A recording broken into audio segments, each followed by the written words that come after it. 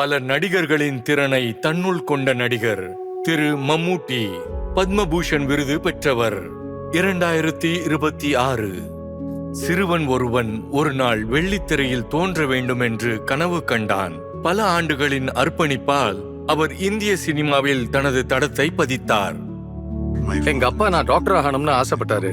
ஆனா விதி, நான் லாயர் ஆனேன். ஃபைனலி நான் ஆக்டர் ஆனேன். ஆனா நான் என் முதல் படத்தை ஸ்கிரீன்ல பார்த்தப்ப நான் ஒரு நடிகன் ஆகணும்னு முடிவு பண்ணிட்டேன். அந்த போராட்டம், முயற்சி, கனவு, அதுக்காக நான் ஏங்கிக்கிட்டு இருந்தேன். சின்ன வயசுக்கு அப்புறம் சில சின்ன சின்ன வேஷத்துல 1-2 சீன்ல முயற்சி பண்ணினேன்.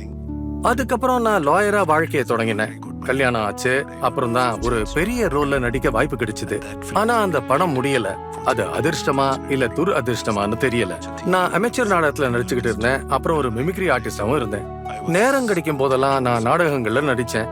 ஆனா எனக்கு சினிமாவில தான் அதிக ஆர்வம் இருந்தது. நான் போராடினேன், நிறைய பேரை சந்திச்சேன், டைரக்டர்களை சந்திச்சேன். ஆனா அவங்க என் மேல ஏதோ ஒரு குறைய கண்டுபிடிச்சு மறுபடியும் என்னை ரிஜெக்ட் பண்ணாங்க. சில சமயம் எனக்கு மனசு ரொம்ப கஷ்டமா இருக்கும். ஆனா கடைசியா திரு எம்டி அவர்களை நான் சந்திச்சேன். என் மேல நம்பிக்கை வச்சாரு. அவரு எனக்கு சான்ஸ் கொடுத்தாரு. அதுக்கப்புறம் என் வாழ்க்கை போராட்டமாகவே இருந்தது. மீடியாவை பத்தி படிச்சு பல நுணுக்கங்களை கத்துக்கிட்டேன். ஒரு சாதாரண நடிகராகிறதுக்கே நிறைய காலம் ஆச்சு. ஆனா இப்போ ஒரு முழுமையான நடிகரா மாற இன்னும் பல வருஷம் தேவைப்படும். என்கிட்ட ஆர்வம், அர்ப்பணிப்பு, நேர்மை இருக்கிறதால எந்த கதாபாத்திரமும் எனக்கு சவாலா இருக்காது. எனக்கு எப்போதுமே நடிப்புல தான் ஆசை. ஸ்டார் ஆகணும்னு ஆசை இல்ல.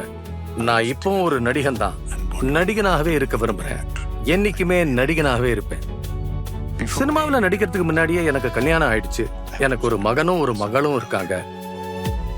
என் மகன் சினிமா துறையிலேயே ஒரு நடிகராக இருக்காரு. மகள் ஒரு பெயிண்டர். மனைவி இல்லத்தரசி. அவங்க எல்லாருமே எனக்கு எப்போதும் சப்போர்ட்டா இருந்து என்ன என்கரேஜ் பண்ணிருக்காங்க.